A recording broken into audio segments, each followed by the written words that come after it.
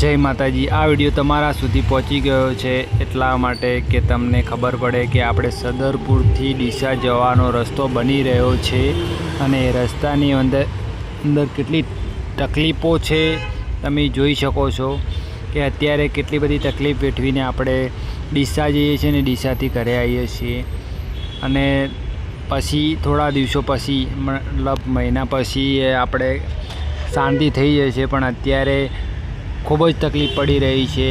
તમે જોઈ શકો છો કે અહીંયા રોડને ખોદી દેવામાં આવ્યો છે અને દરબાર પાર્લર છે સરસ મજાનું। તો તમે જોઈ શકો છો કે આ છે મઘાણીપુરા, ત્યાંની સ્કૂલ છે અને આ મંદિર આવી રહ્યું છે, અડકાઈ માનું મંદિર છે અને તમે કમેન્ટ પણ કરી દેજો કે જય અડકાઈ માં અને જય જહુમાં।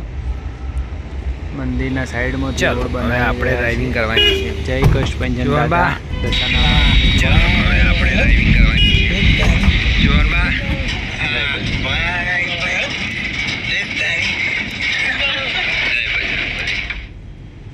જોઈ શકો તમે અત્યારે મશીન ચાલુ જ છે રોડને સરસ મજાનો બનાવવા માટે। અત્યારે તો જે તકલીફ પડી રહી છે એ કોઈને કીધા જેવી નથી, પણ એ આગળના દિવસોમાં આપણે બહુ સરસ મજાનો રોડ બની જશે કે આ તકલીફ એના માટે કંઈ ના કહેવાય।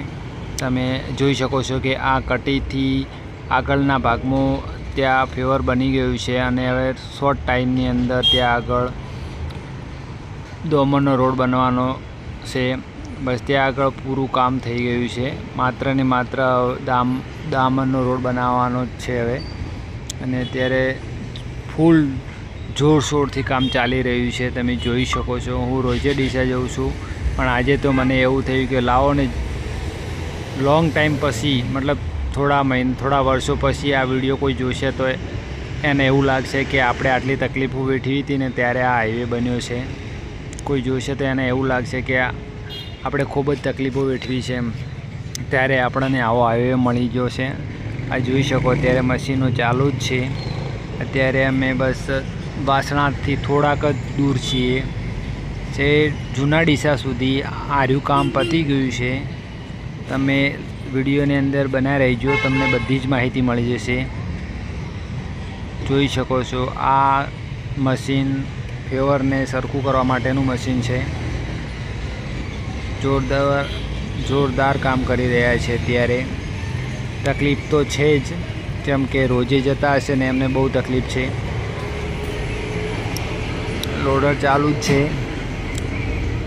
અને તમે આ મારી ચેનલ પર નવા હોય તો તમે સબસ્ક્રાઈબ કરી દેજો કે આવા નવા વિડીયો પણ જોવા મળે। અહીંયા આગળ જતાં આપણે પ્રાણી સંગ્રહાલય પણ બનવાનું જ છે, ટૂંક સમયની અંદર કામ ચાલુ થવાનું જ છે।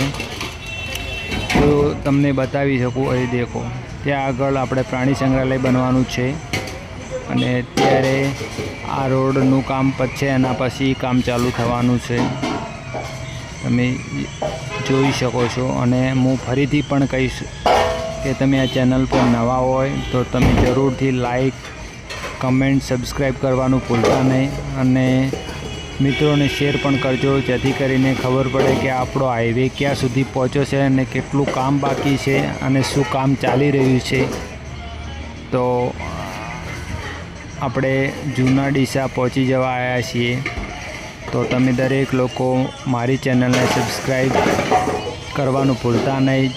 જય માતાજી।